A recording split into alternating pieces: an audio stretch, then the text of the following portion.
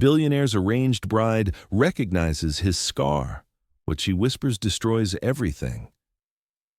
I can't marry you. Shonda's voice shattered the wedding rehearsal silence as she stared at the scar on Brian's wrist, the same scar she remembered tracing with her 10-year-old fingers 25 years ago when she pulled him from the lake. The billionaire she was arranged to marry had no idea she was the foster child who saved his life. But she remembered everything, and marrying him would destroy them both. The elegant rehearsal dinner at the Ashton estate erupted into chaos as guests whispered about Shonda's shocking declaration. Crystal glasses clinked nervously against china plates, while the string quartet's melody faltered into awkward silence. Brian Ashton, the composed tech billionaire who commanded boardrooms and controlled million-dollar mergers, stood frozen in his tailored charcoal tuxedo. His scarred wrist burned where her dark eyes had lingered, as if her gaze alone could reach through 25 years of buried memories. The arranged marriage between their families was supposed to be a strategic alliance wrapped in wedding silk and society expectations. Pearl Ashton, Brian's calculating mother, had presented it as the perfect solution to stabilize his public image after a corporate espionage scandal had painted him as ruthlessly ambitious.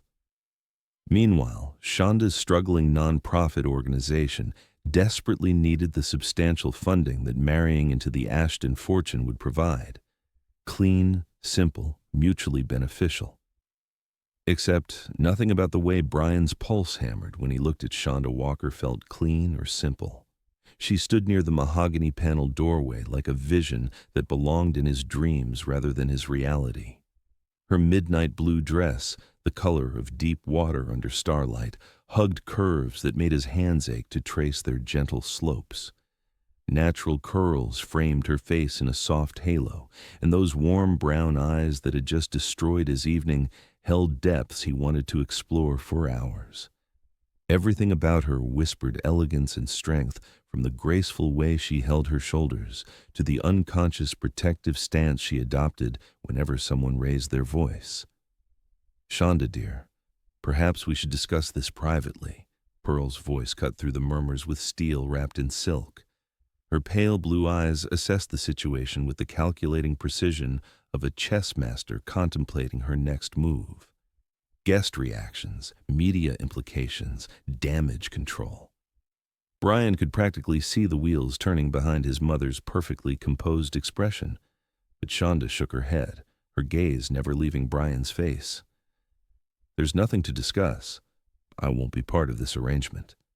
Her voice carried quiet conviction that made something deep in his chest tighten with unexpected admiration. Most people wilted under Pearl Ashton's disapproval. This woman stood straighter. Jonas Hartley, Brian's business partner and the closest thing he had to a brother, materialized at his shoulder. Maybe we should take this conversation somewhere more private, he murmured, glancing meaningfully at the phone cameras that had begun appearing among the guests. Before this becomes tomorrow's headline. Brian's jaw tightened as reality crashed back into focus. Damage control, public relations, stock prices and board meetings and everything that made his world run smoothly. But as he watched Shonda turn toward the exit, something primal roared to life in his chest. Everyone out, he announced, his voice carrying the authority that had built his empire. Now. The guests scattered like startled birds, whispers trailing behind them as they filed toward the front entrance. Pearl's lips compressed into a thin line of disapproval, but even she knew better than to challenge her son when that particular tone entered his voice. Within minutes, the ornate dining room emptied except for Brian, Shonda, and the heavy weight of unspoken truths hanging between them. My study, Brian said, his voice rougher than he intended. We need to talk. Shonda's chin lifted with defiant grace. I've said everything I came to say. No, Brian stepped closer, drawn by an invisible force he couldn't name or resist. You've said exactly nothing. You've destroyed my wedding rehearsal with 4 words and no explanation. I think I deserve better than that. For a moment, her composure cracked, and Brian glimpsed something vulnerable flickering in her eyes. Pain, maybe, or regret. "You deserve better than this whole arrangement," she whispered, then seemed to catch herself. Her spine straightened with renewed determination. "But I can't be the one to give it to you." The walk to his study felt like crossing a battlefield. Brian's family estate sprawled across manicured grounds that spoke of old money and older secrets. But tonight, the familiar surroundings felt charged with electricity. Shonda moved beside him with unconscious grace, her heels clicking against marble floors in a rhythm that somehow matched his own quickened pulse. His study had always been his sanctuary, walls lined with first edition books, a massive oak desk that had belonged to his grandfather, and windows overlooking the lake where his childhood had been irrevocably altered. The warm glow from bankers' lamps created intimate pools of light that made the large room feel suddenly smaller, more personal, more dangerous. Brian closed the door behind them with deliberate care, the soft click echoing like a gunshot in the charged silence. When he turned, Shonda stood near the windows, moonlight silvering the elegant line of her profile as she stared out at the dark water beyond. Something about her posture, protective yet vulnerable, strong yet somehow fragile, made his chest constrict with recognition he couldn't quite grasp. "Talk," he commanded, moving closer until he could catch the subtle scent of her. Perfume. Something warm and floral that made him think of summer gardens and safety. Another puzzle piece that felt important but refused to fit into place.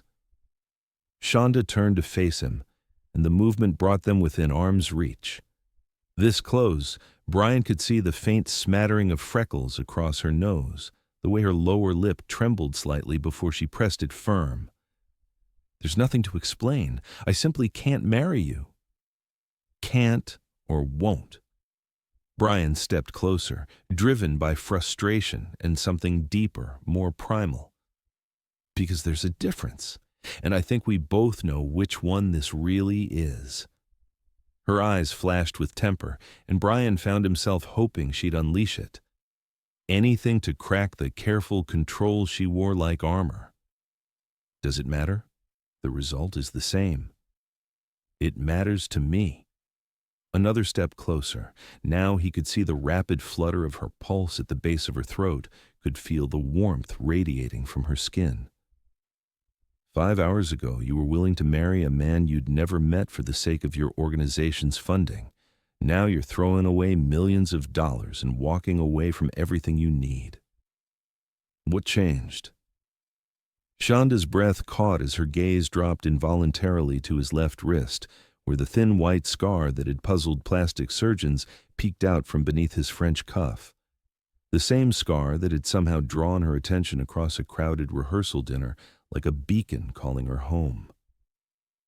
"I saw," she started, then stopped herself, her hand lifting partway toward his arm before she caught herself.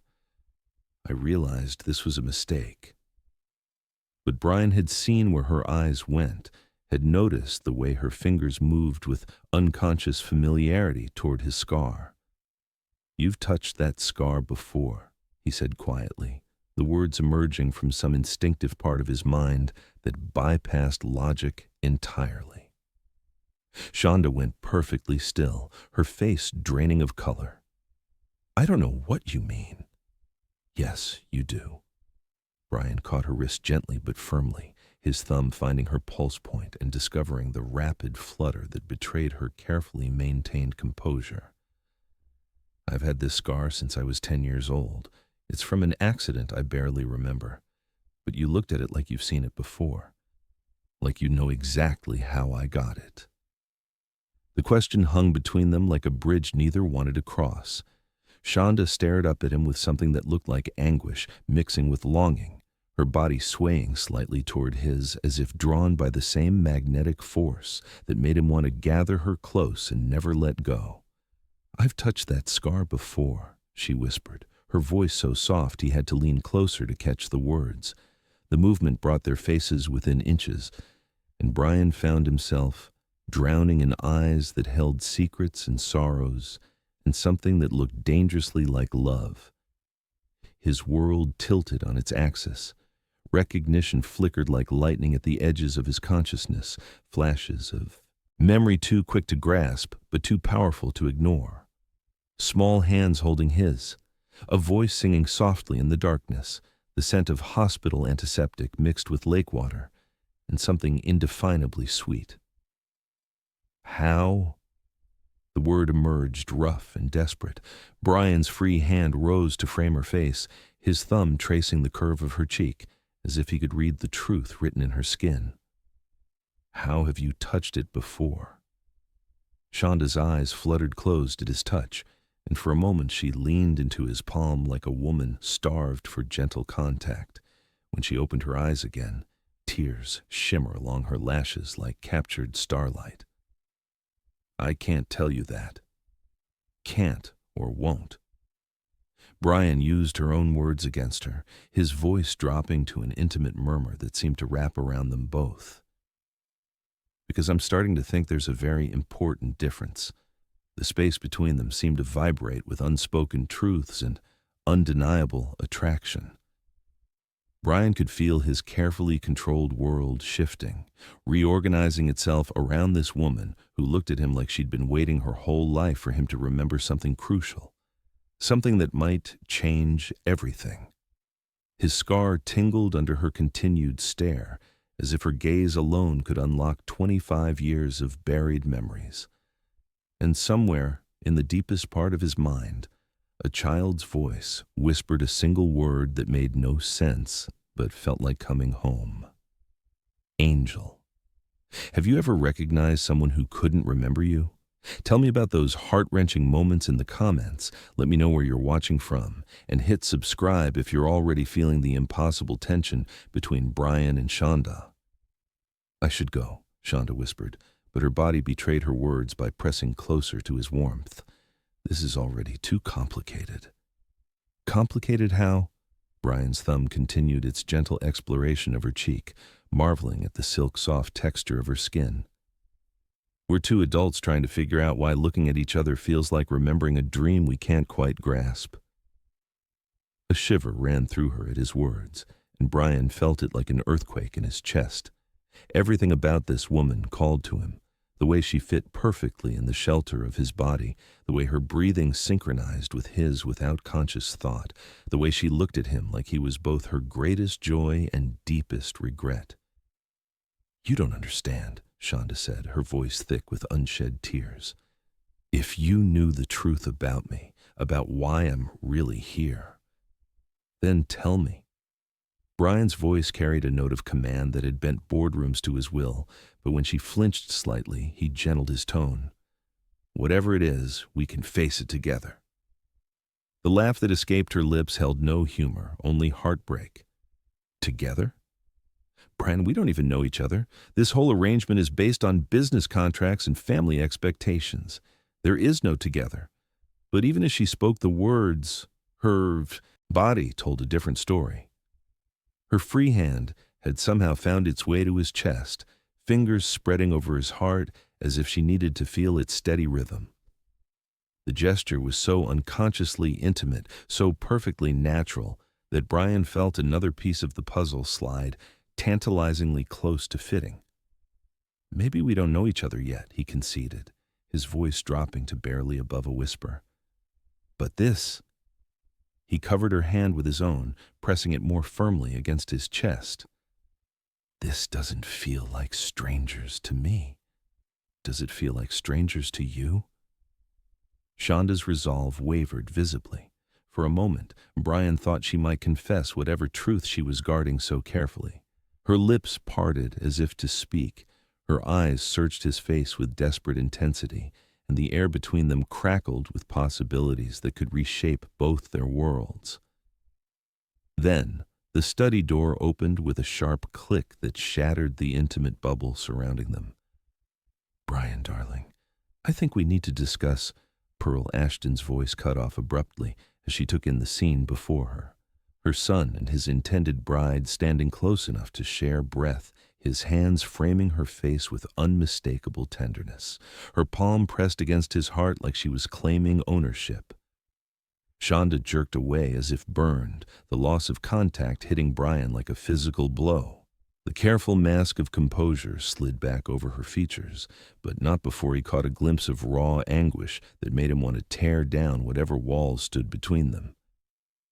"Mr. Ashton," Shonda said formally, the sudden distance in her voice feeling like winter after summer's warmth. "Thank you for the opportunity, but I'm afraid this arrangement won't work out after all." She moved toward the door, with dignity intact, but purpose wavering, and Brian felt something essential slipping away. "Shonda, wait. I'll have my organization's lawyers contact yours tomorrow about dissolving the contracts," she continued as if he hadn't spoken. "I'm sorry for any inconvenience." "Inconvenience?" Brian's voice cracked with disbelief. "You think this is about inconvenience?"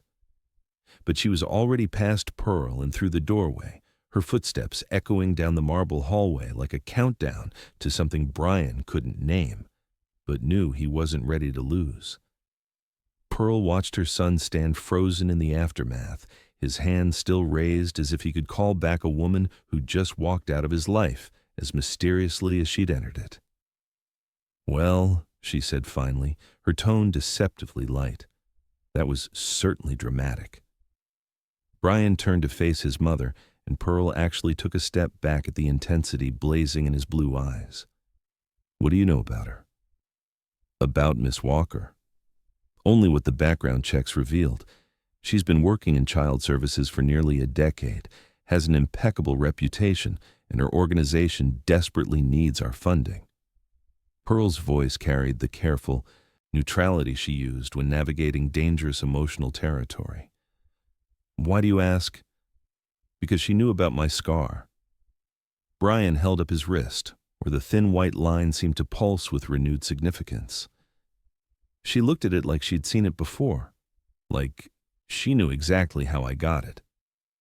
Something flickered across Pearl's face too quickly to interpret, surprise, calculation, or perhaps recognition, but when she spoke, her tone remained carefully modulated. "No, darling. You're reading too much into a woman's reaction to an obvious scar. Perhaps the stress of the arrangement has you imagining connections that simply aren't there." But Brian wasn't listening anymore. He was staring out the window at the lake where his life had been forever altered 25 years ago, fragments of memory dancing just beyond his conscious grasp. A girl's voice singing lullabies, small hands holding his through endless hospital nights, the inexplicable certainty that someone had loved him enough to save him when saving him meant sacrificing everything. And somewhere in the deepest part of his soul, a 10-year-old boy whispered the same word that had been haunting his dreams for weeks. Angel. The woman who'd just walked out of his life had looked at his scar with the familiarity of someone who'd traced it before. Someone who'd sat beside his hospital bed and promised he would be okay.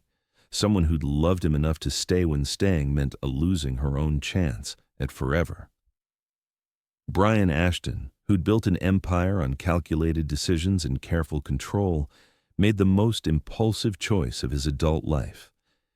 He was going to find Shonda Walker, and he was going to discover the truth that she was so desperate to hide, even if that truth changed everything. Chapter 2.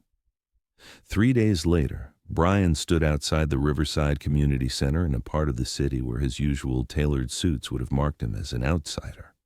Instead, he wore dark jeans and a simple button-down shirt, hoping to blend in while he tried to understand the woman who'd turned his world upside down with 4 simple words. The building buzzed with activity even on a Saturday morning. Children's laughter echoed from the gymnasium, while teenagers clustered around computers in what looked like a homework help area. Through the large windows, Brian watched Shonda move between groups with natural ease, her smile genuine as she helped a young boy with his reading, then seamlessly transitioned to mediating a disagreement between 2 girls over art supplies. She belonged here in a way that made Brian's chest tighten with unexpected emotion.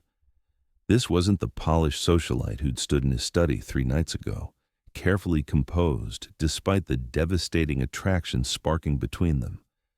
This was a woman in her element, surrounded by the children she'd dedicated her life to protecting and nurturing.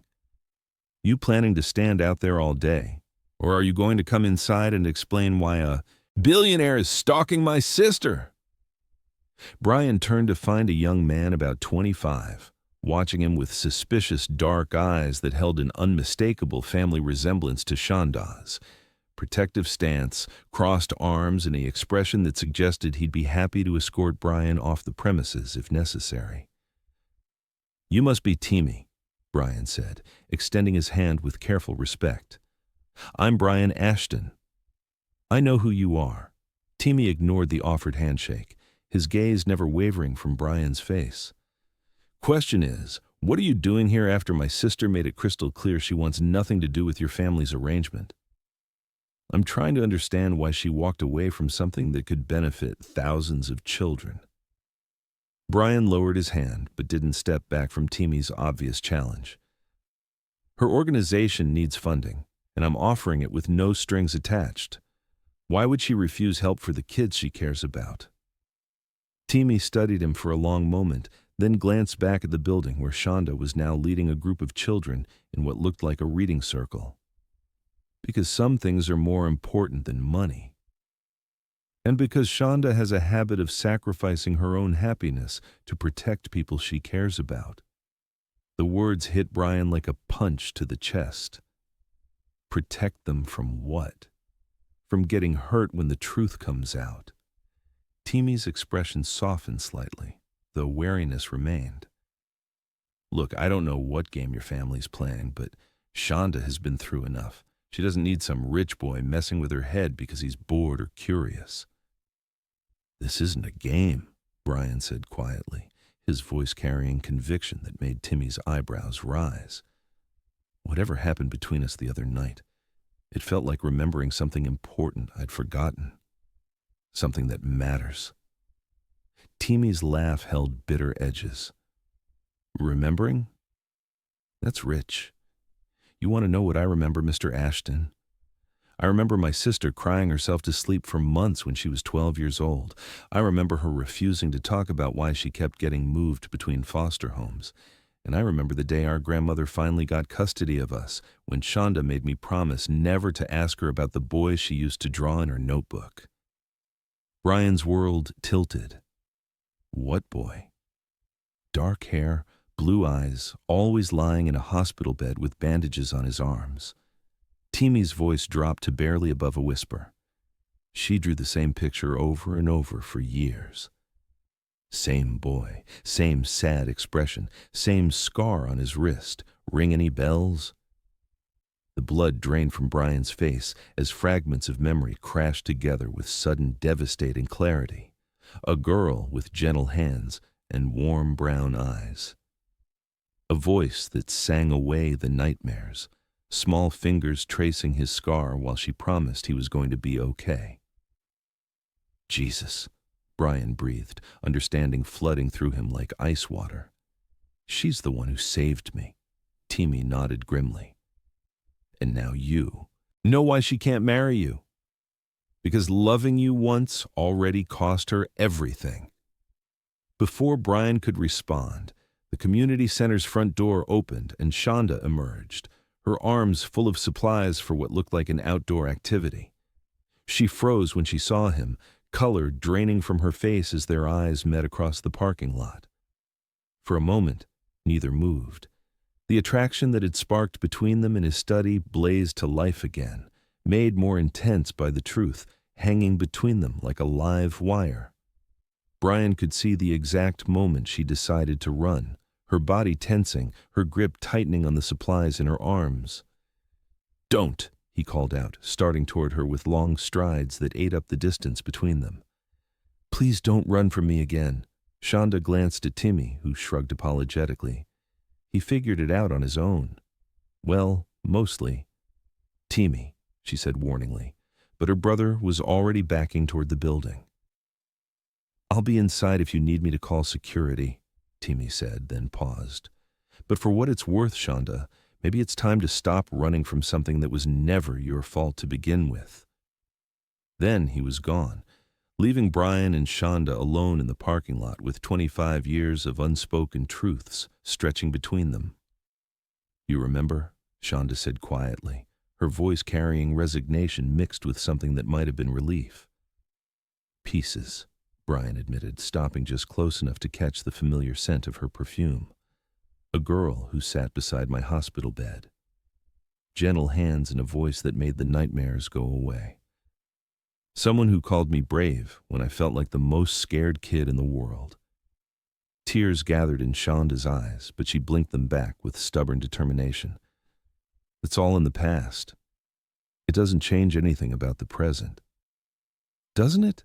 Brian stepped closer, his voice dropping to the intimate tone that had made her shiver in his study. You saved my life when you were 10 years old, Shonda. Do you really think I'm going to let you walk away from me twice? A laugh escaped her that held no humor. You don't understand what it cost me to save you the first time. What it would cost both of us if we try to build something on that foundation now. Then explain it to me. Brian reached for her hands, and this time she didn't pull away. The art supplies scattered to the pavement as he wove their fingers together, marveling again at how perfectly she fit against him. Tell me what happened after you pulled me out of that lake. Shonda's composure cracked, vulnerability bleeding through the careful walls she'd built around the memory. I was supposed to be transferred to a new foster family that week, a permanent placement with people who wanted to adopt me. But I refused to leave the hospital while you were fighting for your life. Brian's chest tightened as understanding dawned. So they marked you as difficult. A 10-year-old who won't follow orders and disrupts placement schedules. Shonda's voice carried old pain wrapped in acceptance. I got bounced between emergency foster homes for the next 2 years before my grandmother could get custody. By then, the damage was done. I learned that loving someone meant sacrificing your own stability. And you think that's what would happen if we tried to build something together now? Brian brought their joined hands to his chest, pressing her palm against his heart. You think loving me would cost you everything again? I think, Shonda whispered, her eyes searching his face with desperate intensity, that some patterns are too dangerous to repeat, even when you want to more than anything. The admission hung between them like a confession and a challenge. Brian could see the war raging in her expression, the woman who'd learned to protect herself, warring with the girl who'd loved him enough to sacrifice her own future. The same girl who was brave enough to dive into deep water to save a stranger, but afraid to dive into love with the man that stranger had become. What if I told you? Brian said quietly, his thumb tracing the scar on her palm where she'd cut herself, getting help for him all those years ago. That losing you again would cost me more than anything you're afraid of losing? Shonda's breath caught as his touch found the faded mark that connected them across 25 years. Brian, what if I told you that I've been looking for you my whole life without even realizing it? He continued, his voice gaining strength as the truth poured out of him. That every woman I've ever dated felt wrong because they weren't the angel who held my hand in the darkness? What if I told you that finding you again feels like the only thing that's ever made sense in my entire adult life? For a moment, Brian thought he'd broken through her defenses. Her body swayed toward his, her lips parted as if to speak words that could change everything. The air between them crackled with possibilities and the kind of electric attraction that could reshape two lives. Then her phone buzzed with an urgent message, and the spell shattered. Shonda glanced at the screen and her face went pale.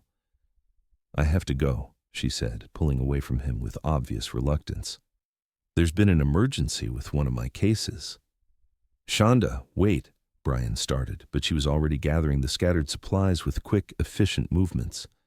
I can't do this right now, she said without looking at him. I can't think about the past when there are children who need me in the present. She moved toward the building with purpose, but Brian caught her arm gently. Have dinner with me tonight." "Brian." "Not a date," he said quickly, though the heat in his eyes suggested otherwise. "A conversation about the past, about the present, about why we can't seem to stay away from each other, despite every logical reason we should." Shonda looked at him for a long moment. And Brian held his breath as he watched her internal struggle play out across her expressive features. Fear warred with longing, practicality battled with hope, and underneath it all, the same inexorable pull that had drawn them together in his study hummed like a live wire. "One dinner," she said finally, "but somewhere public, somewhere safe." Brian's smile could have powered the city. "Anywhere you want." Giuseppe's on 5th Street, 7 o'clock. Shonda was already moving away, but she paused to look back at him. "And Brian?" "Don't expect this to change anything. Some wounds run too deep to heal with a meal and conversation." But as Brian watched her disappear into the building, he couldn't shake the feeling that she was wrong.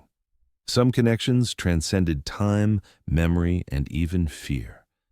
And if a 10-year-old girl had been brave enough to risk everything to save his life, then he could be brave enough to risk everything to save hers, even if what she needed saving from was her own broken heart.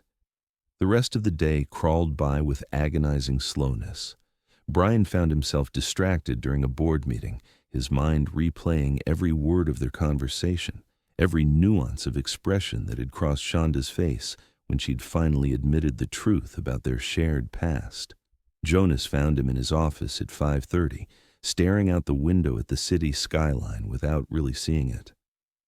"You look like a man who's been hit by a truck," his friend observed, settling into the chair across from Brian's desk. "Want to talk about it?" "She's the one, Jonas." Brian turned from the window, his expression intense. "The girl who saved me when I was 10. Shonda is my angel." Jonas whistled low. "Well, that explains why you've been walking around like a man obsessed since the rehearsal dinner. What are you going to do about it?" "I'm having dinner with her tonight," Brian said, then paused. "And then I'm going to convince her that some love stories are worth fighting for, even when they start with sacrifice." And if she's not convinced? Brian's jaw set with determination that had built his empire and would now be dedicated to winning back the woman who'd saved him twice, once from drowning and once from a life without love. "Then I'll keep fighting until she is." Chapter 3. Giuseppe's Italian restaurant buzzed with the comfortable energy of families and couples sharing Saturday evening meals. Brian arrived 15 minutes early, choosing a corner table where they could talk without being overheard, though he suspected privacy would be a challenge anywhere with Shonda. The attraction between them seemed to create its own electromagnetic field. When she walked through the door at exactly 7 o'clock, Brian's breath caught despite his attempts to prepare himself for seeing her again. She'd changed from her casual community center clothes into a simple black dress that hugged her curves with understated elegance. Her hair fell in soft waves around. Her shoulders and the subtle makeup enhanced rather than hid her natural beauty. But it was the uncertainty in her posture that made his chest tighten. This confident woman who commanded respect from troubled teenagers and faced down bureaucratic obstacles looked suddenly vulnerable, as if she was walking into battle armed only with hope and determination. "Thank you for coming," Brian said as he stood to greet her, resisting the urge to kiss her cheek. Everything between them felt too fragile for casual intimacy, despite the electric awareness that sparked whenever they were in the same room. "I almost didn't," Shonda admitted as he helped her into her chair. 3 times I changed my mind between my apartment and here." "What made you decide to stay?" She looked at him with those warm brown eyes that had haunted his dreams for weeks without him understanding why. The same thing that made a 10-year-old girl dive into a lake to save a stranger. Sometimes the brave choice and the smart choice aren't the same thing. They ordered wine and pasta, small talk flowing easier than Brian had expected. Shonda told him about the children at the community center, her eyes lighting up as she described helping teenagers prepare for college, or watching shy kids gain confidence through art programs, Brian found himself sharing stories about building his company, the satisfaction of creating something meaningful rather than simply inheriting wealth. But underneath the surface conversation, tension hummed like a tuning fork. Every accidental brush of fingers when reaching for bread sent electricity shooting between them. When Shonda laughed at one of his stories, the sound hit Brian like sunshine after a long winter, making him realize how carefully controlled his life had become. "You're different than I expected," Shonda said during a lull in conversation, swirling wine in her glass while studying his face. "Different? How?" "Warmer. More real." She paused, seeming to choose her words carefully. "The reports about you in the business journals make you sound cold, calculating, ruthless in negotiations." Brian's mouth quirked in a rueful smile. "I am ruthless in negotiations, but that's business. This," he gestured between them, "this is something else entirely." "What is this exactly?" Shonda's voice dropped to barely above a whisper. "Because I need to understand what we're doing here before I make another mistake that costs me everything." The question hung between them like a bridge neither was sure they should cross. Brian set down his wineglass, his blue eyes intense as they searched her face. "I think this is two people who found each other at the wrong time 25 years ago, and are getting a second chance to find each other at the right time now." "Or," Shonda countered, though her voice lacked conviction, "this is two people letting nostalgia and guilt create feelings that aren't really there." "Is that what you think this is?" Brian leaned forward, his voice dropping to match hers. "Nostalgia and guilt?" Shonda's gaze dropped to his hands, strong and elegant against the white tablecloth. She remembered those hands as a child's, smaller, frailer, reaching for hers in the darkness of a hospital room. Now they belonged to a man who commanded boardrooms and built empires, but they still made her feel safe in ways she'd forgotten were possible. "I think," she said carefully, "that what I felt for you when I was 10 was hero worship mixed with a child's innocent love. And I think what you're feeling now might be gratitude mixed with attraction to the idea of me, rather than who I actually am."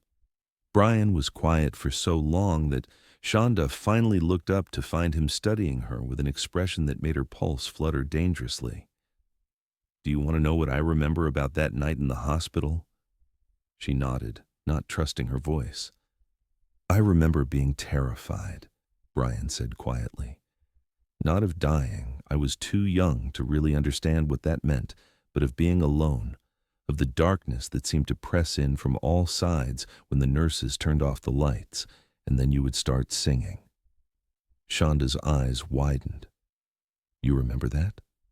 "Amazing Grace," Brian continued, his voice rough with emotion. "You would sing it so softly I had to strain to hear, but somehow it made the whole room feel safer. And you would hold my hand while you sang, your thumb tracing circles on my palm like you were writing secret messages in my skin." Without conscious thought, Shonda's hand moved across the table toward his. Brian caught it immediately, his thumb beginning the same gentle circular motion she'd used to comfort a frightened child 25 years ago.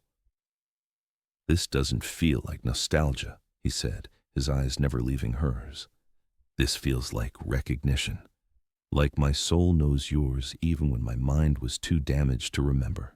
Shonda's carefully constructed defenses wavered under the intensity of his gaze and the familiar comfort of his touch.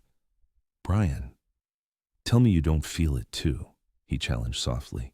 "Tell me that when I touch you, it doesn't feel like coming home.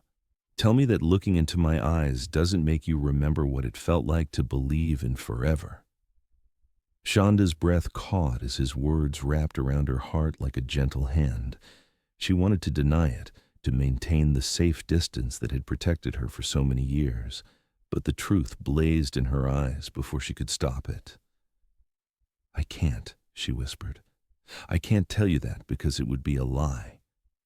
The admission hung between them like a bridge finally strong enough to cross. Brian's grip on her hand tightened, his thumb continuing its hypnotic caress, as if he could write 25 years of unspoken words into her skin. "Then what are we afraid of?" he asked gently. "Everything," Shonda said with a shaky laugh. "I'm afraid of losing myself in loving you again. I'm afraid of what happens when the fairy tale ends and reality sets in. I'm afraid that what we're feeling is built on a foundation of childhood trauma and adult loneliness, and that it won't survive the light of day." Brian lifted their joined hands to his lips, pressing a soft kiss to her knuckles that sent warmth racing up her arm. "And I'm afraid that if I let you walk away again, I'll spend the rest of my life looking for something I already found." The waiter appeared with their entrees, and they reluctantly separated hands to make room for the plates. But the conversation had shifted into dangerous territory, the kind of emotional honesty that made casual dinner feel like the prelude to something life-changing. "Tell me about the dreams," Shonda said suddenly, picking at her pasta without really tasting it. "Timmy mentioned that you've been having dreams." Brian nodded, grateful for a safer topic, even as he recognized that nothing about this woman would ever truly be safe for his peace of mind. "They started about 6 months ago, always the same. I'm drowning, but there's this voice calling to me from above the water. Sometimes I can almost see a face, but it always slips away when I try to focus on it. And since the rehearsal dinner, since meeting you, they've gotten more vivid, more specific." Brian's eyes found hers across the table. "I dream about small hands holding mine, about someone reading to me in a voice that made everything better, about promises that I would be okay, and somehow knowing those promises were true because of who was making them." Shonda set down her fork, no longer pretending to eat. "What did I read to you?" "Charlotte's Web," Brian said immediately, the memory surfacing with crystal clarity. "You were only part way through, and I remember being desperate to know how it ended. You promised to finish it once I got better." Tears gathered in Shonda's eyes. "I did finish it. I read the rest to your empty bed after you'd been transferred to the rehabilitation facility. The nurses thought I was crazy, but I couldn't leave the story unfinished." The image of a 10-year-old girl reading to an empty hospital bed out of loyalty to a boy she'd saved, but would never see again, hit Brian like a physical blow. "Jesus, Shonda, you were just a child yourself." "A child who'd already learned that the people you love can disappear without warning," she said quietly. "Reading to your empty bed was the only way I could say goodbye." Brian reached across the table again, needing the connection of her touch to ground him in this moment, rather than the devastating image of her childhood loss. "I'm here now. You don't have to say goodbye again." "But what if I want to?" The question escaped before Shonda could stop it, revealing the fear she'd been trying so hard to hide. "What if letting you go is the kindest thing I can do for both of us?" "Then I'll fight you on it," Brian said with quiet determination. "Because sometimes the kindest thing and the right thing aren't the same. And letting you disappear from my life again would be the biggest mistake I could make."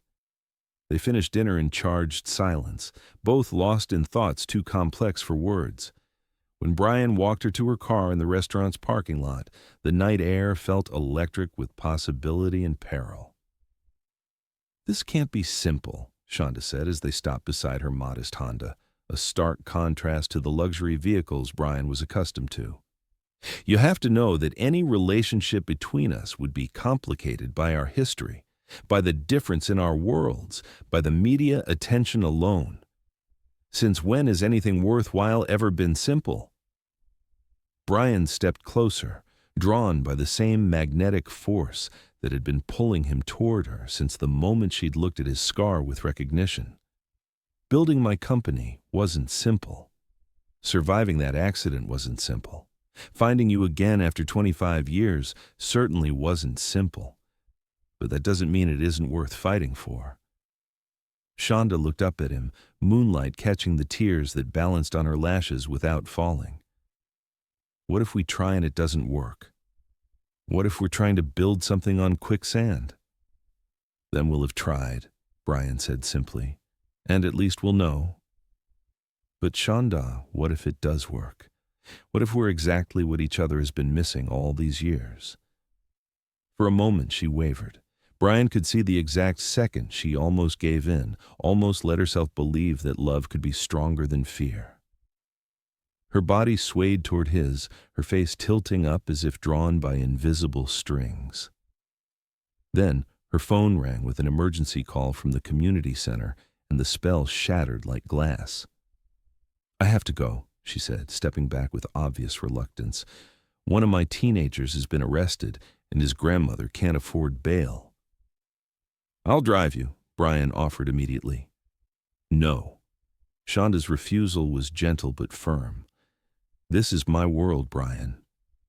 These are my responsibilities. I need to handle this myself."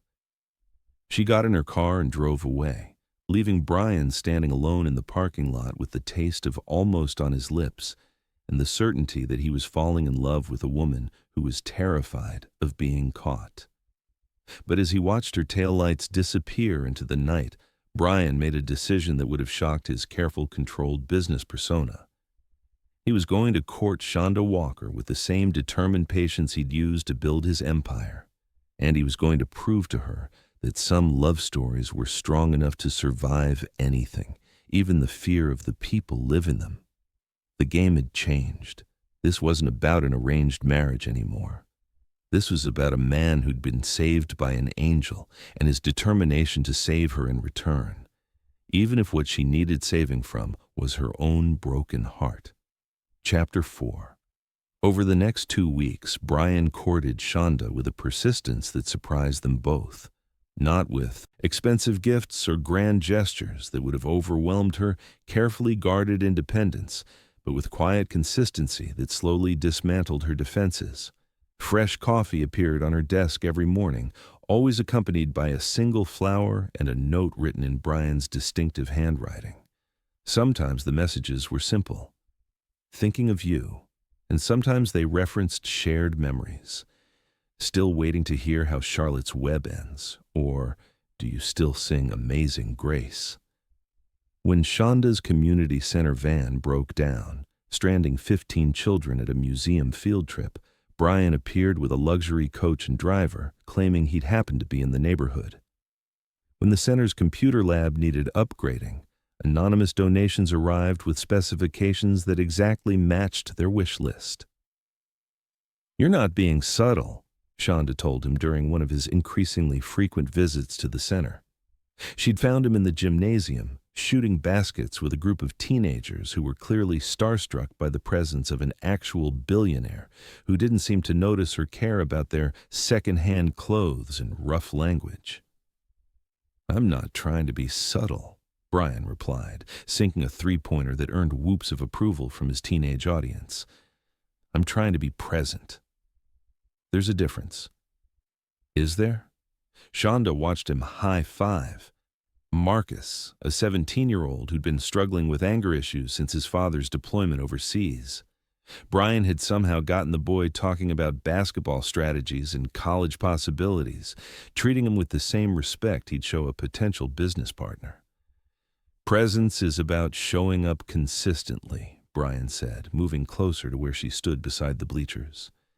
Close enough that she could catch his scent, something clean and masculine that made her think of safety and strength. "Subtlety is about hiding your intentions.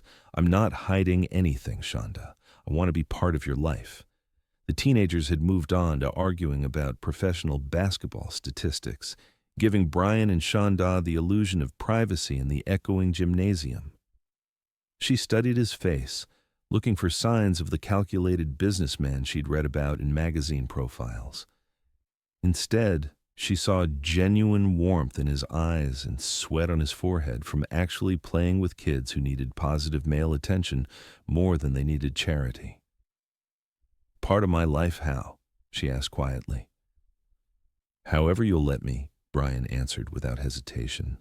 "Friend, partner, lover, I'll take whatever you're willing to give and be grateful for it." The word lover hung between them like a lit match in a room full of gasoline. Shonda felt her carefully maintained composure slip as heat pooled low in her belly and her pulse jumped to dangerous rhythms. She'd been fighting her attraction to him for 2 weeks, pretending that his daily presence in her world wasn't slowly becoming essential to her happiness. "Brian?" she started, but Marcus interrupted by calling out a challenge. "Yo, Mr. A, Miss Walker thinks she can beat anybody here in a free throw contest. You gonna let her disrespect us like that?" Shonda laughed despite the tension crackling between her and Brian. "I never said that, Marcus." "But can you?" Brian asked, his eyes dancing with mischief that made him look younger and infinitely more dangerous to her peace of mind. "Because I seem to remember someone being pretty competitive about hospital room board games." "You remember that?" Shonda's voice came out softer than intended. "I remember everything about you," Brian said, his tone dropping to intimate levels that made her shiver despite the gymnasium's warmth. "Even the things I thought I'd forgotten." Before Shonda could respond, the teenagers had organized an impromptu free-throw tournament with Brian and Shonda as unwilling contestants. What followed was 20 minutes of laughter, trash talk, and increasingly creative betting as they competed in front of an audience that grew to include younger children and several staff members. Shonda won by a single point, pumping her fist in victory while Brian mockingly complained about being hustled by a woman who'd clearly been practicing. But it was the moment immediately after her winning shot that stole Shonda's breath. Brian swept her into his arms for a congratulatory hug that lifted her feet off the ground and pressed her body against his with startling intimacy. For a few seconds, the gymnasium full of cheering children faded to background noise. Brian's arms around her waist felt like coming home, and the way he looked at her when he set her down made her feel beautiful and desired and dangerously close to forgetting every reason she'd been holding him at arm's length. "Dinner," he said quietly, his hands still resting on her waist. "Tomorrow night, just the two of us." "We already had dinner," Shonda replied, though her protest lacked conviction. "That was a conversation disguised as dinner," Brian corrected. "This would be a date. An actual, honest-to-God date where I pick you up at 7, take you somewhere that requires a reservation, and spend the entire evening trying to convince you that taking a chance on us would be the best decision you've ever made."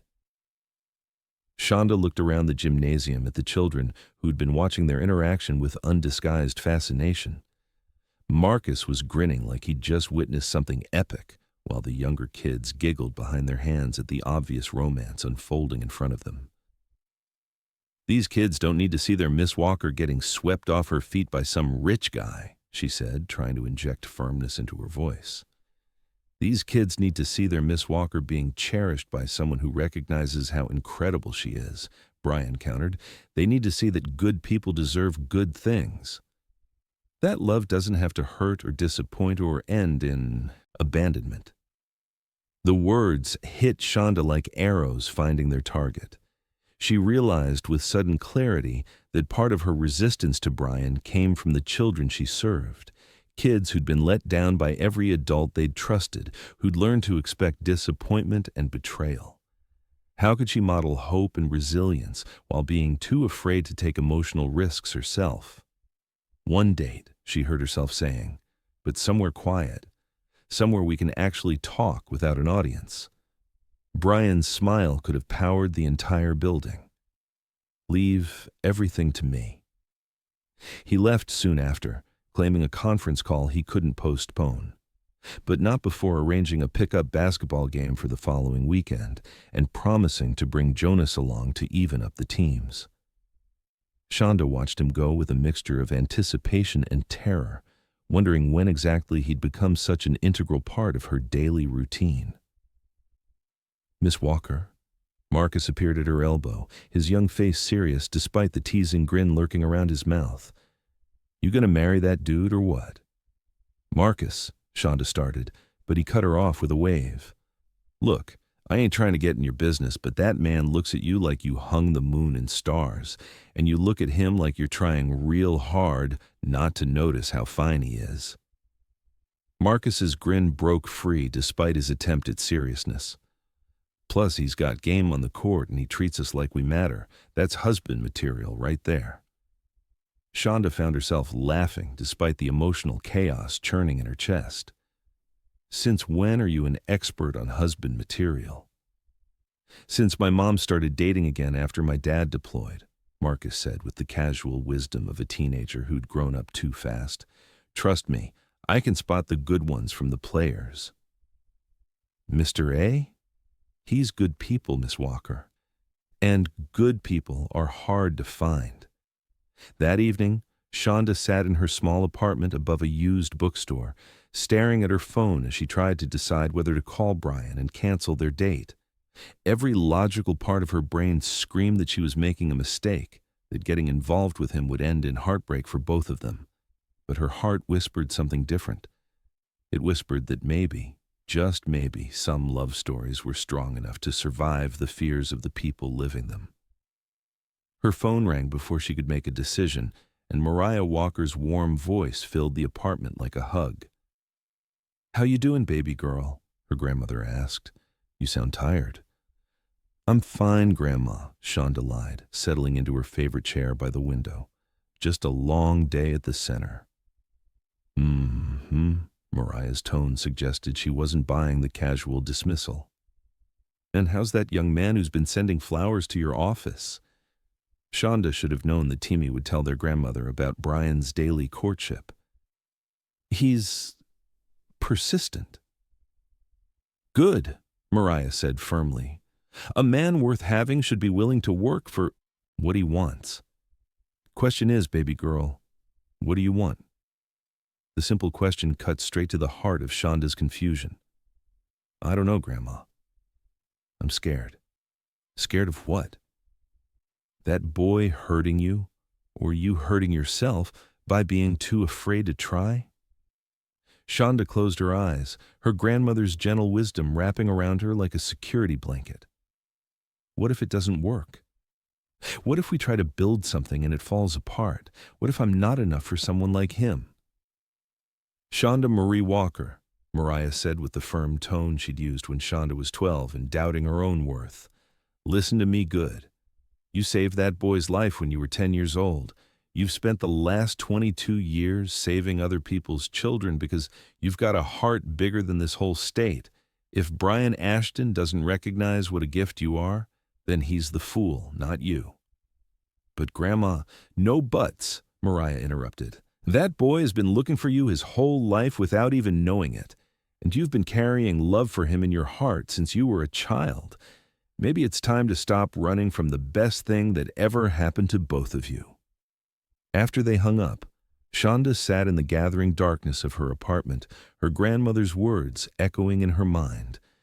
Through her window, she could see the lights of the city stretching toward the lake, where her life had intersected with Brian's 25 years ago. Maybe Mariah was right. Maybe some connections were too powerful to deny, too important to sacrifice on the altar of fear. Her phone buzzed with a text from Brian. "Second thoughts are normal, but please don't let fear make this decision for you. Whatever happens, I'm glad I found you again." Shonda stared at the message for a long time, then typed back, 7 o'clock tomorrow. "Don't make me regret this." His response came immediately, "Never." And despite everything, the fear, the complications, the voice in her head warning her that she was about to make the same mistake that had cost her everything as a child, Shonda found herself smiling as she fell asleep that night. Tomorrow, she was going on a date with the boy she'd saved, who'd grown up to become the man who might just save her in return. Chapter 5. Brian arrived at Shonda's apartment building at exactly 7 o'clock, his hands damp with nervous anticipation he hadn't felt since he was 16 and asking someone to prom.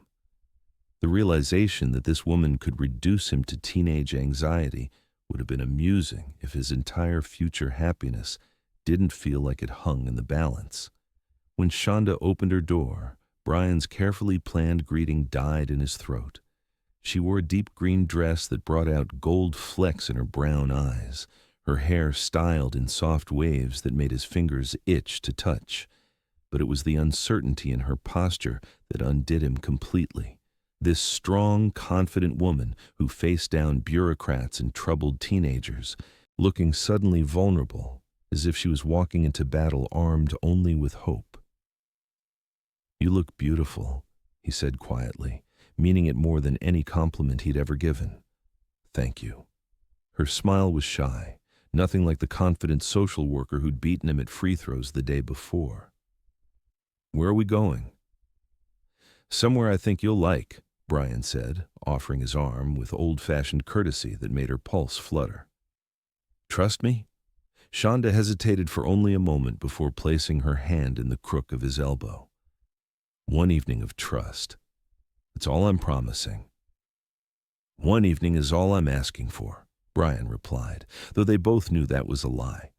He was asking for everything: her heart, her trust, her willingness to believe that some love stories were strong enough to survive anything.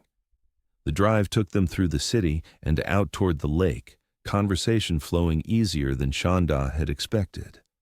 Brian told her about building his company from a small software startup, the satisfaction of creating something meaningful rather than simply inheriting wealth. Shonda found herself sharing stories about her work, the small victories that made the heartbreaks worthwhile. But underneath the surface conversation, awareness hummed between them like a live wire. Every red light brought stolen glances.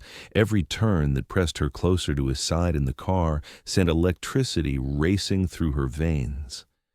By the time they reached their destination, Shonda felt like a teenager on her first real date, nervous, excited, and dangerously close to forgetting every reason she should be careful. Brian had brought her to a small lakeside restaurant she'd never seen before, intimate and elegant without being ostentatious.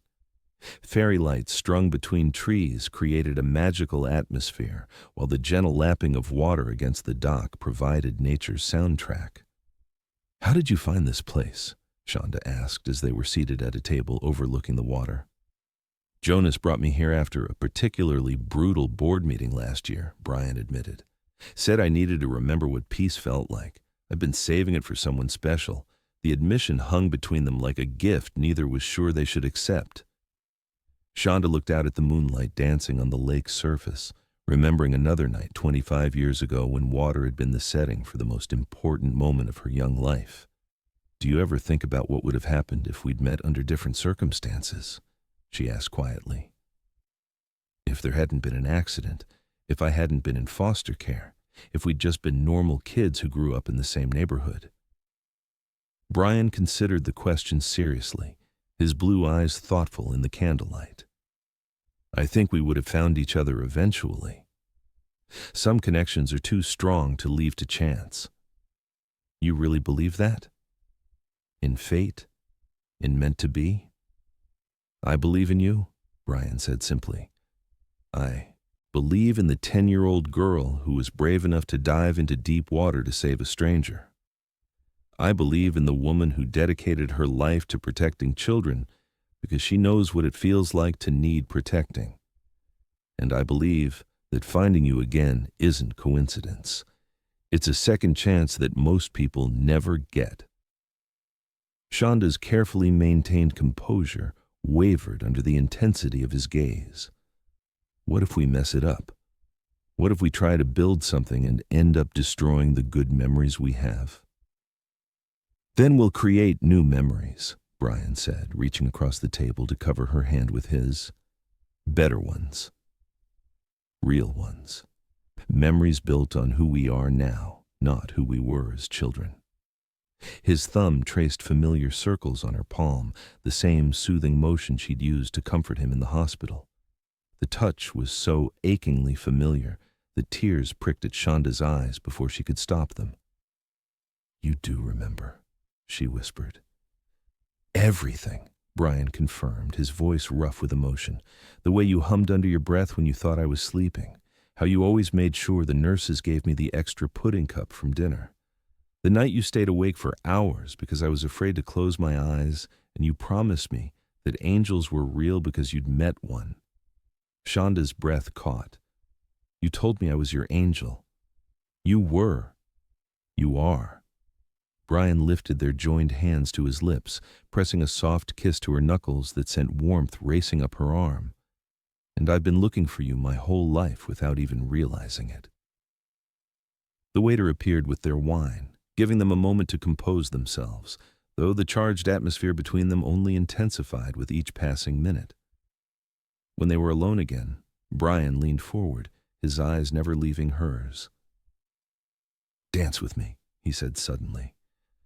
There's no music, Shonda protested, though her body was already responding to the invitation.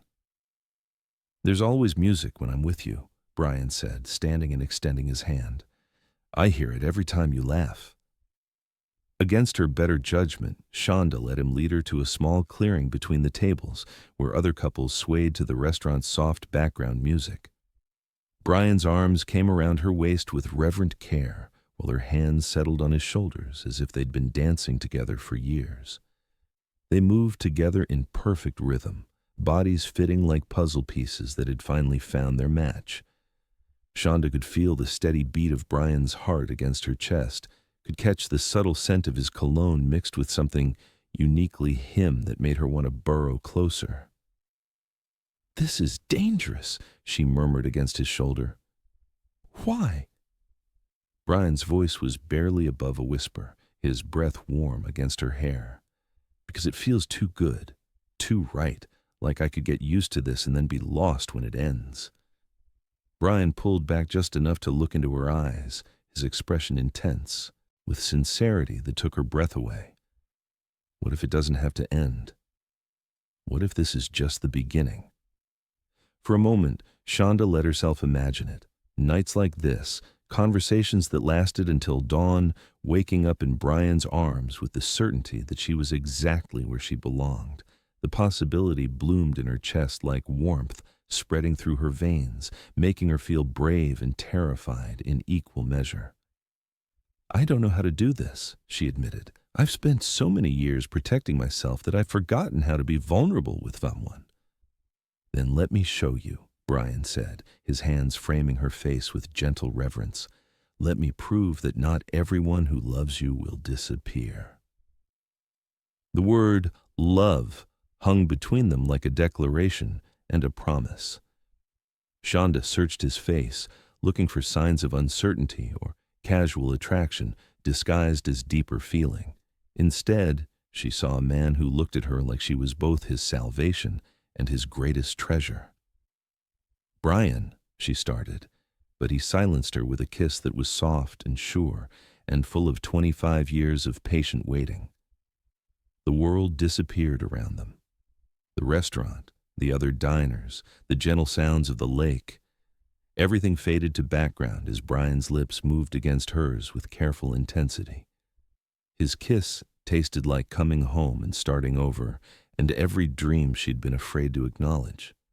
When they finally broke apart, both were breathing hard, foreheads pressed together as they shared the same air and tried to process what had just shifted between them. Take me home, Shonda whispered, her voice thick with desire and decision. Your home or mine? Brian asked, though his tone suggested he'd follow her anywhere. Yours, she said, surprising them both. I want to see where you live. I want to understand the man you became after I knew you as a boy. Brian's smile was soft and triumphant and infinitely tender.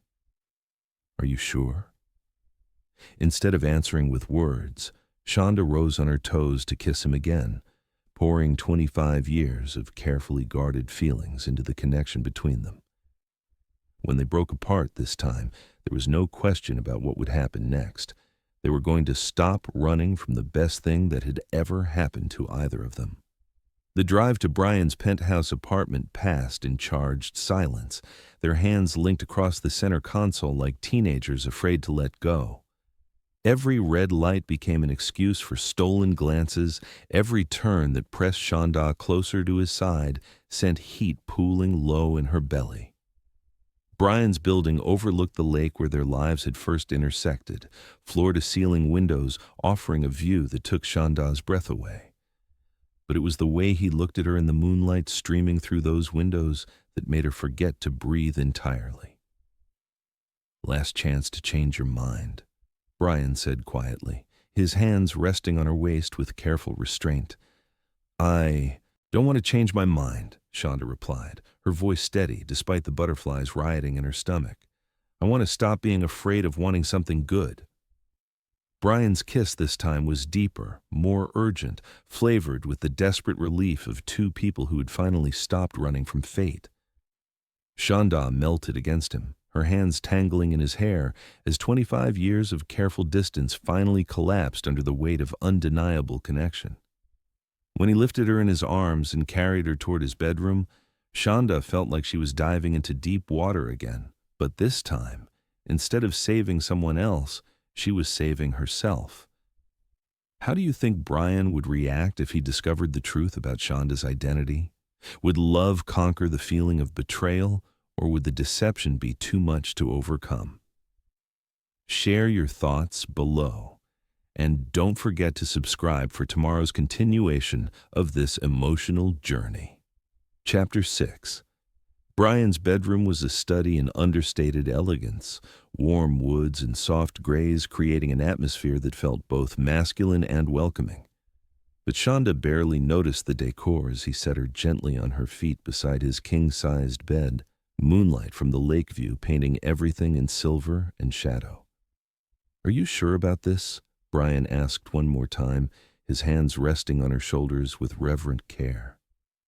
"Because once we cross this line, there's no going back for me. You'll have ruined me for anyone else." Shonda looked up at him, seeing past the successful businessman to the vulnerable boy who'd needed her comfort all those years ago. "I've been ruined for anyone else since I was 10 years old," she whispered. "I just didn't understand what that meant until now." Brian's response was a kiss that tasted like gratitude and desire and promises he'd waited 25 years to make. His hands moved to the zipper of her dress with careful reverence, as if he was unwrapping the most precious gift he'd ever received. "You're so beautiful," he murmured against her throat as silk pooled at her feet. "So perfect. I used to dream about touching you like this, even before I remembered who you were." Shonda's fingers found the buttons of his shirt, her hands trembling slightly as she revealed the man he'd become. Broad shoulders and lean muscle spoke of disciplined strength, but it was the faded scar on his chest, another reminder of that long-ago accident that made her breath catch with tenderness. "Does it hurt?" she asked, tracing the mark with gentle fingertips. "Not anymore," Brian said, catching her hand and pressing it flat against his heart. "Nothing hurts when you touch me." Their coming together was a symphony of sighs and whispered words, 25 years of separation dissolving in the warmth of skin against skin. Brian worshipped her body with his hands and mouth, mapping every curve and hollow as if he could memorize her through touch alone. "I love you," he breathed against her ear as they moved together in perfect rhythm. "I've loved you since I was 10 years old, and you held my hand in the darkness. I'll love you until the day I die." Shonda's response was lost in a cry of pleasure and recognition, her body arching against his as they found completion together. In that moment, she felt complete in a way she'd never experienced before, as if the missing piece of her soul had finally clicked into place. Afterwards, they lay entwined in the tangled sheets, Brian's fingers tracing lazy patterns on her bare shoulder, while Shonda listened to the steady rhythm of his heartbeat. The silence between them was comfortable, full of shared contentment and the kind of peace that came from being exactly where you belonged. "What happens now?" Shonda asked quietly, her voice soft in the moonlit darkness.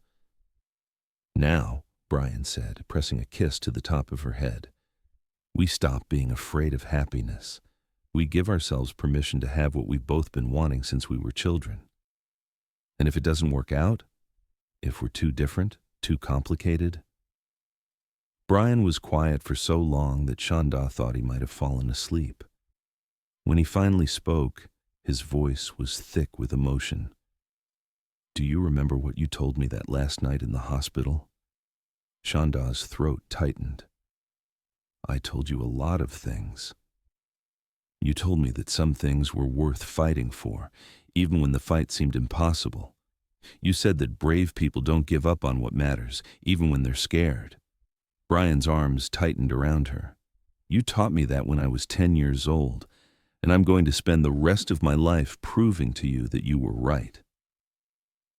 Tears gathered in Shonda's eyes as she remembered that conversation, a 10-year-old's attempt to comfort a boy who was being transferred away from her care. She'd never imagined those words would come back to her 25 years later as a promise from the man he'd become. "I love you too," she whispered into the darkness. "I'm terrified of how much I love you." "Good," Brian said with a soft laugh. "The best things in life should be a little terrifying." They made love again, as dawn painted the sky in shades of pink and gold, their connection deeper and more tender than before. This time, there was no urgency, no desperate need to claim and be claimed. Instead, there was the luxurious certainty of time stretching ahead of them, of mornings like this becoming their new reality.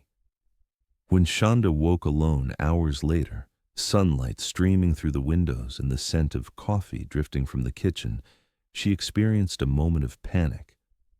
Had she imagined the whole night? Had Brian decided in the harsh light of day that their connection was built more on nostalgia than genuine compatibility? Her fears were answered when he appeared in the doorway, carrying a tray with coffee, fresh croissants, and a single red rose, another of his daily gifts that had somehow continued even into their most intimate morning. "Good morning, beautiful," he said, his smile warm and satisfied as he settled back into bed beside her. "Sleep well?" "Better than I have in years," Shonda admitted, accepting the coffee with grateful hands, "though I was afraid for a minute that I'd dreamed the whole thing." "If you dreamed it, then we had the same dream," Brian said, his voice rough from sleep and satisfaction. He leaned over to kiss her temple, the gesture so naturally intimate that Shonda's heart clenched with how right it felt. "And I have no intention of waking up." They spent the morning in lazy conversation, sharing coffee and childhood stories that filled in 25 years of separation. Brian told her about the nightmares that had plagued him for years after the accident, how he'd built his company partly as a way to prove he was strong enough to survive anything. Shonda shared the harder parts of her foster care experience, the loneliness and uncertainty that had shaped her fierce independence.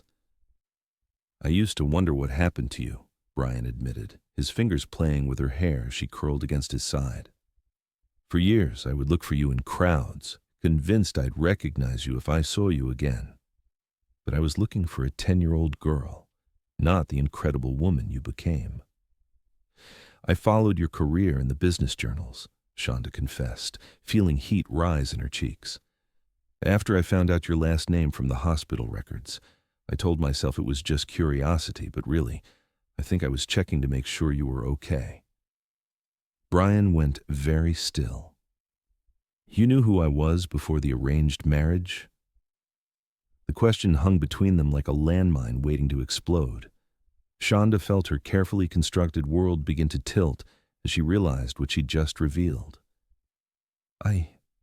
Yes, but Brian, you have to understand. You knew." His voice was flat, emotionless in a way that made her stomach clench with sudden fear. "When you agreed to the arrangement, when you stood across from me at that rehearsal dinner, when you looked at my scar like you'd never seen it before, you already knew exactly who I was." Shonda sat up, clutching the sheet to her chest as she watched Brian's expression close off. The warm, loving man who'd held her through the night was disappearing behind walls of betrayal and hurt. "It's not what you think, isn't it?"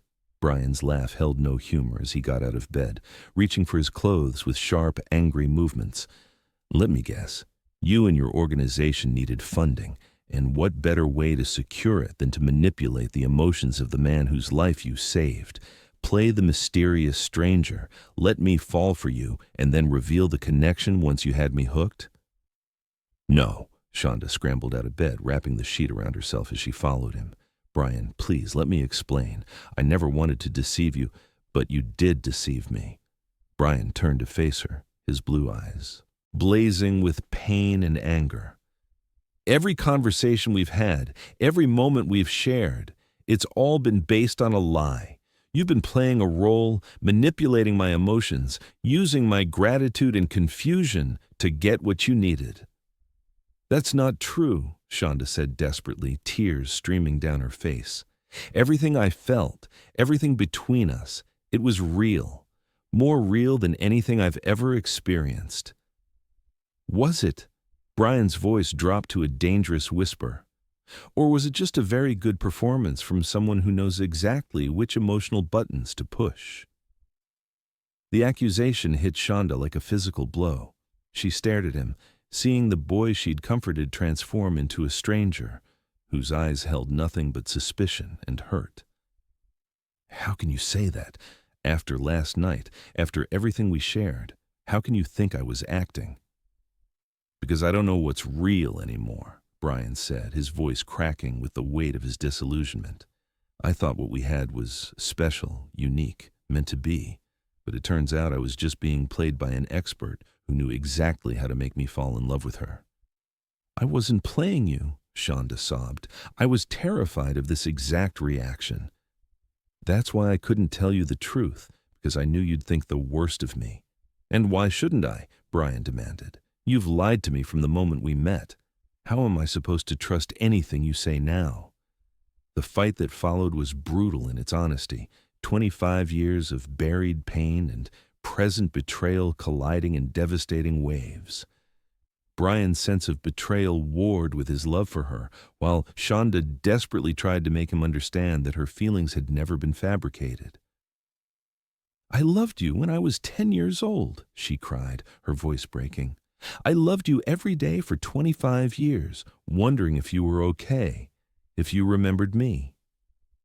When I found out about the arranged marriage, I thought it was fate giving us a second chance. A second chance built on lies, Brian said coldly, though tears tracked down his cheeks. You could have told me the truth from the beginning. Instead, you let me believe I was going crazy, that I was imagining connections that weren't there. Because I was scared. Shonda's composure finally shattered completely.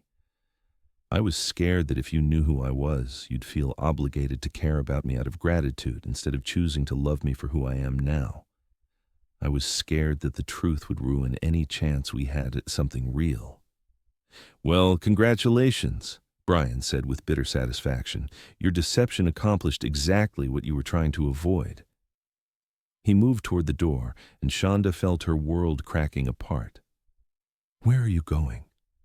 Away from here. Away from you. Brian paused with his hand on the doorknob, his shoulders rigid with pain. I need time to think, to figure out what was real and what was manipulation. Brian, please. No, he said without turning around. You've had 25 years to tell me the truth, Shonda. You had dozens of opportunities to be honest with me. You chose deception every single time. That tells me everything I need to know about what this really meant to you. He left without another word, the sound of the door closing behind him echoing through the apartment like a death knell. Shonda collapsed onto his bed, surrounded by sheets that still smelled like their lovemaking, and sobbed until she had no tears left. She'd finally found her way back to the boy she'd saved, only to lose the man he'd become to the very fear that had kept them apart for so long. And the worst part was knowing that he was right. She had chosen deception over trust, manipulation over honesty. She'd saved his life when they were children, but she'd just destroyed any chance they had at love as adults. Outside the windows, the lake sparkled in the afternoon sun, beautiful and serene, and completely indifferent to the fact that the greatest love story never told had just written its ending in heartbreak and betrayal. 3 hours later, Shonda finally gathered the strength to get dressed and leave Brian's apartment. She walked through the lobby with her head held high, despite the tears that refused to stop falling, dignity intact even as her heart lay in pieces. But as she waited for her taxi, she made a decision that would have surprised the broken woman sobbing in Brian's bed. She wasn't going to give up, not on him, not on them, and not on the love that had sustained her for 25 years. Brian Ashton might hate her right now, might never forgive her for the deception that had poisoned their second chance. But she'd spent a quarter of a century loving him from a distance, and she wasn't about to stop fighting for him now. The 10-year-old girl, who'd been brave enough to dive into deep water to save a stranger, was still inside her somewhere. And that girl wouldn't give up on the most important rescue of her life, saving the love that could heal them both if she could find the courage to fight for it, even if fighting meant risking everything one more time. Chapter 7. For 3 weeks, Brian threw himself into work with the desperate intensity of a man trying to outrun his own heart. 18-hour days, back-to-back meetings, merger negotiations that consumed every waking moment, anything to avoid the silence where Shonda's voice still echoed with love and lies tangled together. But memories had a way of infiltrating even the most disciplined schedule. The scent of coffee reminded him of morning conversations over shared breakfast. A child's laughter in the office lobby brought back images of Shonda moving through the community center like sunshine, bringing life to forgotten corners. And every night, dreams of gentle hands and whispered promises haunted his sleep until he gave up on rest entirely. Jonas found him in his office at midnight on a Friday, staring out at the city lights with a glass of whiskey that had gone untouched for hours. "This has to stop," Jonas said without preamble, settling into the chair across from Brian's desk. "You look like hell. You're scaring the staff, and you nearly bit my head off during the Henderson presentation." "I'm fine," Brian replied automatically, though his reflection in the window told a different story. Hollow eyes, sharp cheekbones more pronounced from skipped meals, the kind of exhaustion that came from running on adrenaline and stubborn pride. "No, you're not. You're a man in love with a woman you're too hurt and angry to forgive." Jonas leaned forward, his voice gentle but firm. "Talk to me, Brian. What really happened that morning?"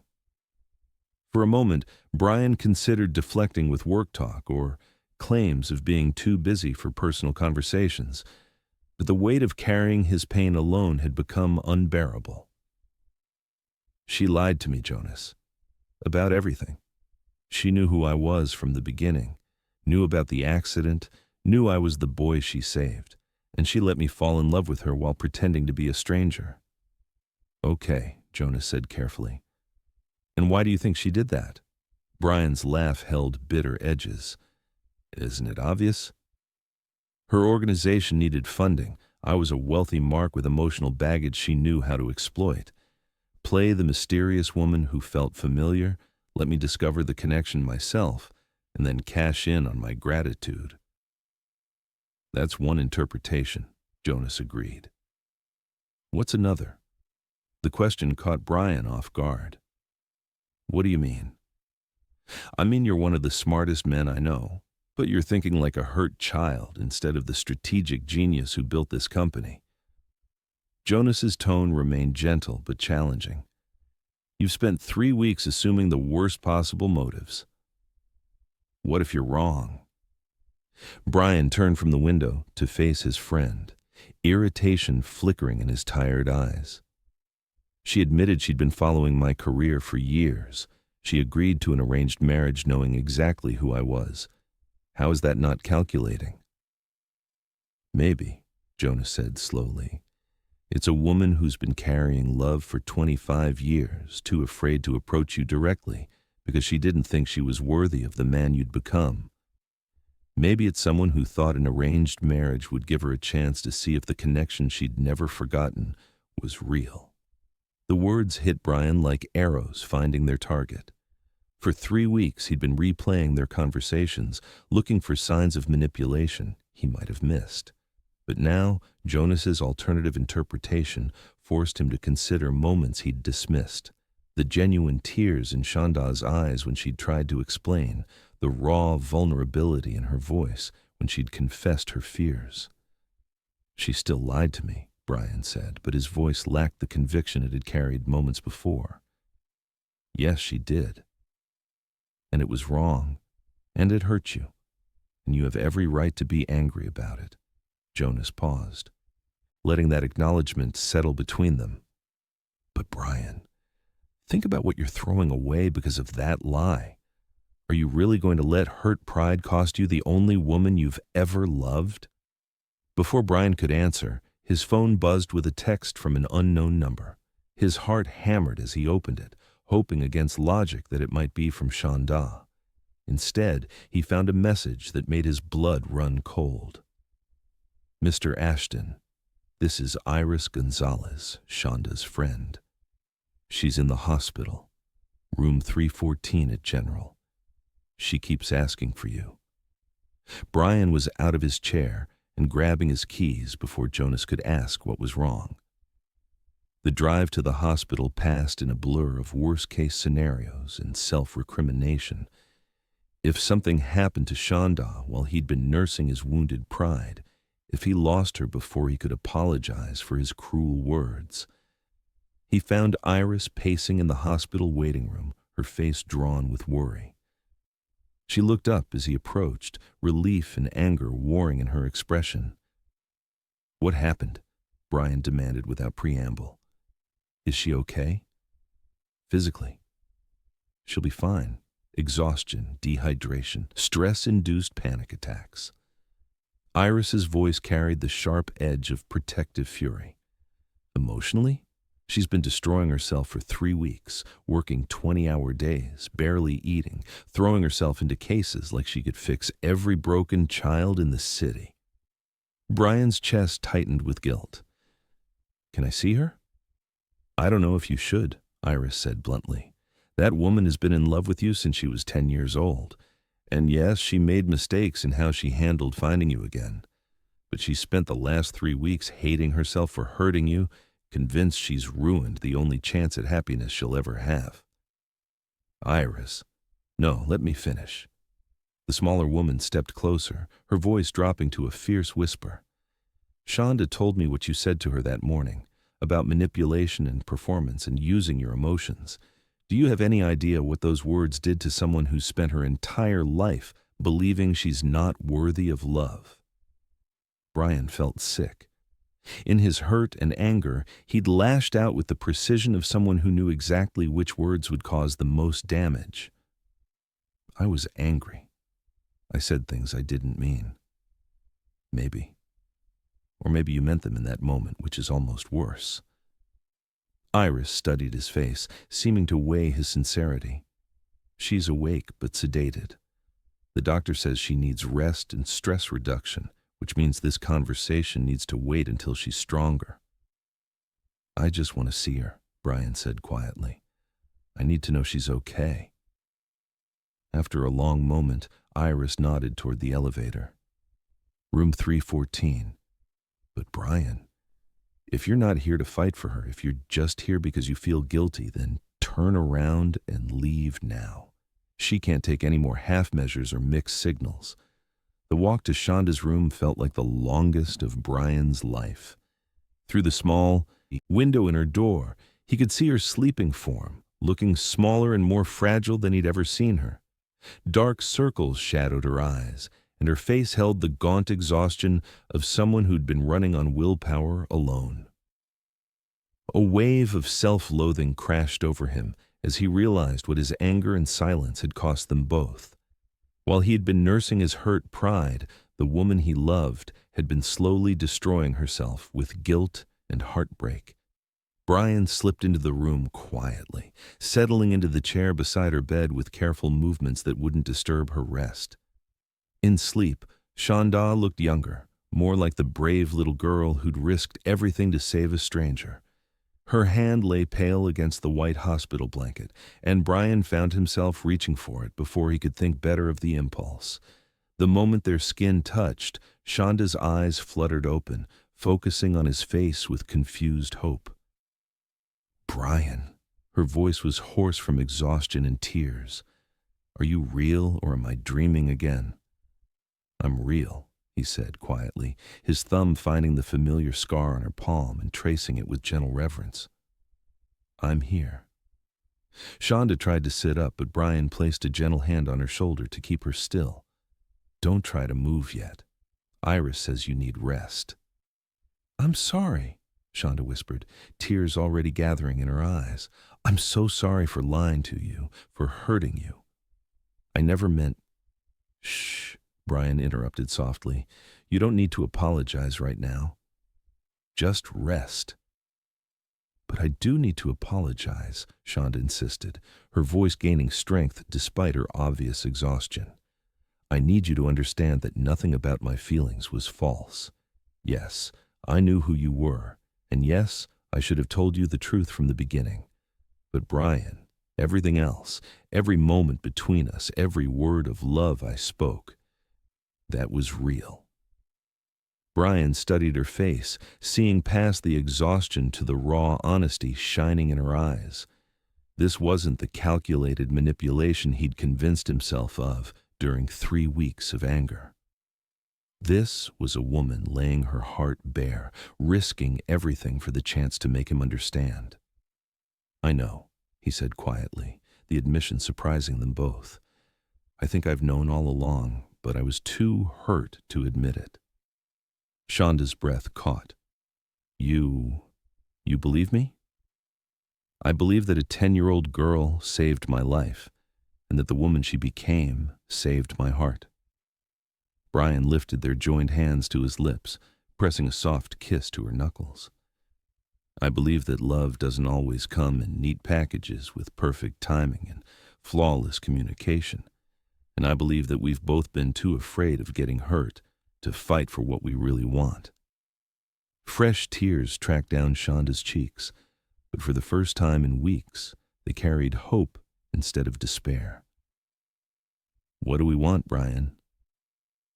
"Each other," he said without hesitation. "For better or worse, through mistakes and misunderstandings and all the messy complications that come with loving someone completely. We want each other." Before Shonda could respond, the door opened to admit Dr. Winnie Morgan, Brian's childhood physician, carrying a clipboard and wearing the kind of smile that suggested she'd been waiting for this moment. "Well," she said with satisfaction, "it's about time you two stopped being stubborn and started being smart." Brian turned in surprise. "Dr. Morgan, what are you doing here?" "Treating a patient who's been slowly killing herself over a man too proud to admit he's in love," the elderly woman said tartly. "Also delivering some information that might help clear up the confusion between you two." She settled into the second chair with the careful movements of someone who'd earned the right to speak her mind, regardless of social conventions. "Brian, that young woman didn't manipulate you into an arranged marriage. Your mother did." And Brian's blood went cold. "What?" "Pearl discovered Shonda's identity months ago when I mentioned updating your childhood medical records. She researched Shonda's background, her organization's financial struggles, everything. The arranged marriage wasn't about business partnerships or social advancement." Dr. Morgan's eyes moved between them with gentle understanding. "It was about a mother who realized her son had been unconsciously searching for his angel his entire life and decided to give fate a helping hand." The revelation hung in the air like a bombshell waiting to explode. Brian stared at the elderly physician, pieces of a larger puzzle clicking into place with devastating clarity. "My mother knew," he whispered. "Pearl Ashton has never done anything without a dozen carefully calculated reasons," Dr. Morgan confirmed. "She saw an opportunity to secure her son's happiness while appearing to arrange a sensible business alliance. What she didn't count on was both of you being too afraid of your feelings to trust what was happening between you. Shonda's grip on Brian's hand tightened as understanding washed over her. She used us both. She manipulated the circumstances, Dr. Morgan corrected gently. But everything that happened between you two, the attraction, the connection, the love, that was entirely your own. Brian felt the last of his anger and suspicion crumble under the weight of this new understanding. His mother had orchestrated their meeting, but no one could have orchestrated the way his heart had recognized Shonda from the first moment he'd seen her. No one could have manufactured the electric awareness that sparked between them every time they touched. "I've been such a fool," he said quietly, his voice thick with regret. "You've been scared," Shonda corrected, her free hand reaching up to touch his cheek with infinite tenderness. "We both have. But Brian, I promise you, if you give us another chance, I'll never lie to you again. No more secrets, no more walls, just honesty, even when it's frightening." Brian turned his face into her palm, pressing a kiss to the center as he made his own promise. "No more running away when things get complicated. No more assuming the worst instead of fighting for the best. Just us, figuring it out together." Dr. Morgan cleared her throat with obvious satisfaction. "Well, now that you've both stopped being idiots, I have a prescription for this young lady. Rest, proper nutrition, stress reduction, and—" her eyes twinkled with mischief. "Regular doses of the kind of happiness that comes from being loved by the right person." As she left them alone, Brian carefully climbed onto the narrow hospital bed, gathering Shonda into his arms with gentle reverence. She curled against his chest like she'd been designed to fit there, her breathing evening out for the first time in weeks. "I love you," Brian whispered into her hair. "I love your strength and your compassion and your terrible judgment in trusting arranged marriages with manipulative mothers. I love the girl who saved me and the woman who saved me again. And I'm going to spend the rest of my life proving that you made the right choice in both cases." "I love you too," Shonda murmured against his chest. "Enough to fight for us this time, instead of running away when it gets scary." As they held each other in the quiet of the hospital room, both finally understood that some love stories were worth fighting for, worth facing fear and pride and all the ways life could complicate even the purest connections. They'd found each other twice now, across 25 years and through the maze of their own insecurities. This time, they weren't letting go. Outside the window, the lake sparkled in the afternoon sun, beautiful and eternal, and witness to the fact that the greatest love stories weren't always the easiest ones. They were the ones where two people chose each other again and again, no matter how many times life tried to tear them apart. Chapter 8. 6 months later, Brian stood on the shore of the lake where his life had been forever changed, watching workers put the finishing touches on an arch woven with white roses and trailing ivy. The same lake that had nearly claimed his life as a child would today witness the beginning of his greatest adventure as a man. "You know," Jonas said, appearing at his shoulder in his role as best man, "most people have their wedding ceremonies at churches or fancy hotels. Leave it to you to choose the exact spot where you nearly drowned." Brian smiled, his eyes never leaving the dock where Shonda would soon appear. "This is where our story began. It seems right that it should be where we start the next chapter." "And you're sure about this?" No cold feet, no last-minute panic about committing to a woman who's going to challenge every decision you make for the rest of your life? "I'm terrified," Brian admitted with a laugh, "but it's the good kind of terrified. The kind that comes from knowing your life is about to become infinitely better and more complicated all at once." The small gathering of guests, Mariah Walker in the front row with tears already streaming down her cheeks, Timmy acting as Shonda's escort with barely concealed emotion, Iris dabbing at her eyes while trying to maintain her role as maid of honor, fell silent as music began to drift across the water. And then Shonda appeared at the far end of the dock, and Brian forgot how to breathe. She wore a simple white dress that flowed like water around her curves, her hair adorned with a crown of the same white roses that decorated the arch. But it was the joy radiating from her face that stole his breath, pure, uncomplicated happiness that made her glow like sunshine on water. As she walked toward him with measured steps, Brian's mind flashed to another walk they'd shared 25 years ago. A terrified 10-year-old girl carrying a drowning boy to safety, determined to save a stranger no matter the cost to herself. Today, that same woman was walking toward him again, but this time she was saving them both.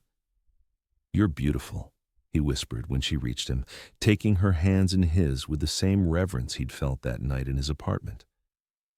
"You clean up pretty well yourself," Shonda replied, her voice thick with emotion as she looked up at him. "Ready to make this official?" "I've been ready since I was 10 years old," Brian said.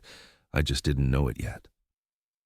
The ceremony was simple and heartfelt, officiated by the minister from Shonda's grandmother's church.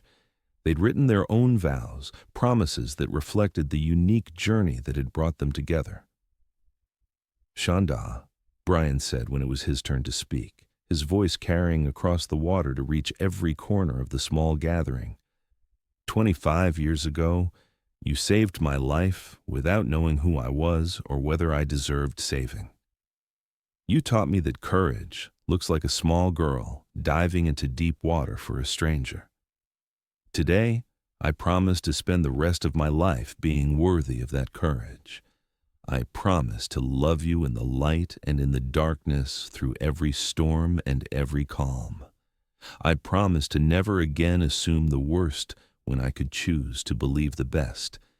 And I promise to keep growing into the man you saw in me when we were both just children trying to find our way." Shonda was crying openly by the time he finished, her hands trembling in his as she spoke her own vows. "Brian, you've been the constant in my heart since before I understood what love meant. You taught me that some connections transcend time and memory and even fear. Today, I promise to stop running from the best thing that ever happened to me. I promise to trust in us, even when life gets complicated. I promise to love you not just as the boy I saved, but as the man you've become, strong and kind and brave enough to forgive me when I needed forgiveness most. And I promise to keep saving you whenever you need saving, just as you've saved me." When the minister pronounced them husband and wife, Brian kissed Shonda with 25 years of patient waiting, finally finding its reward. The small crowd erupted in cheers and applause, but the newlyweds were lost in their own world of whispered promises and tears of joy. "How does it feel to be married to your childhood hero?" Shonda asked as they swayed together during their first dance, a string quartet playing softly on the dock. "Like coming home," Brian replied, spinning her gently before pulling her close again. "How does it feel to be married to the boy you once saved?" "Like the beginning of the greatest adventure of my life," Shonda said, reaching up to touch the scar on his wrist that had started everything. "Though I have to admit, I'm a little nervous about being married to a man who's more successful than I ever imagined that scared little boy could become." "Don't be," Brian said, his voice soft with love and certainty. "I may have built an empire, but you're the one who taught me what's really worth fighting for. Everything I am, everything I've accomplished, it all started with the courage of a little girl who refused to let a stranger drown." As the sun set over the lake, painting the sky in shades of pink and gold that reflected off the water like scattered diamonds, Brian and Shonda danced surrounded by everyone who'd helped them find their way back to each other. Even Pearl Ashton, who'd initially objected to the lakeside venue, dabbed at her eyes with her handkerchief as she watched her son glow with happiness. "Thank you," Brian whispered in Shonda's ear as the music wound down, "for saving me then and for saving us now." "Thank you for being worth saving," Shonda replied, her voice full of love and promise. Both times. Later, as their guests enjoyed cake and champagne on the dock, Brian and Shonda slipped away for a quiet moment alone at the edge of the water. The lake was calm, its surface reflecting the stars beginning to appear in the darkening sky. "Do you think that 10-year-old girl ever imagined this?" Brian asked, pulling his wife closer as a gentle breeze carried the sound of laughter from their reception. "She hoped," Shonda said, the same words she'd spoken at their first wedding ceremony 6 months earlier. She hoped every single day. "And the boy she saved?" Shonda looked up at her husband, seeing past the successful businessman to the vulnerable child who'd needed her comfort all those years ago. He dreamed about her. Even when he couldn't remember her face, even when he thought he was going crazy, he dreamed about the angel who held his hand in the darkness. "Not an angel," Brian corrected, his lips finding hers for a kiss that tasted like forever. "Just a brave little girl who grew up to become the most incredible woman I've ever known." As they kissed beside the water that had brought them together, Brian felt the last piece of his fractured childhood finally heal. He was no longer a scared boy fighting for his life. He was a man who'd found his home in the arms of the woman who'd loved him long enough to wait for him to find his way back to her. Their story reminded them both that love doesn't always arrive when we expect it, in the way we anticipate, or through the circumstances we would choose. Sometimes the greatest love stories begin with the smallest acts of courage. A child brave enough to dive into deep water, a woman brave enough to love despite deception, a man brave enough to forgive the lies that were really love in disguise. True love, it seemed, had perfect timing, even when that timing spanned 25 years and required two people to save each other more than once.